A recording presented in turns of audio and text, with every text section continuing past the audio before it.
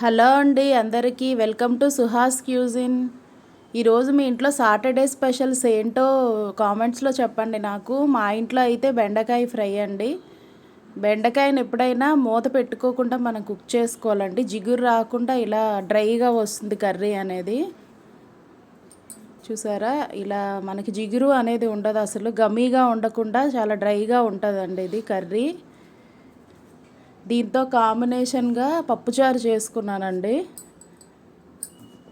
అన్ని వెజిటేబుల్స్ వేసుకోలేదు, కానీ ఒక బెండకాయలే వేసాను అందులో.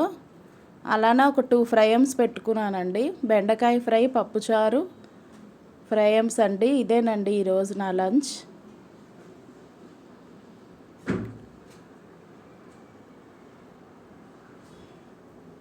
ఇది పర్ఫెక్ట్ కాంబినేషన్ అండి. పప్పుచారు, బెండకాయ ఫ్రై చాలా టేస్టీగా ఉంటుంది. మ్యాక్సిమం ఇది అందరికీ నచ్చుతుందండి. Bye friends.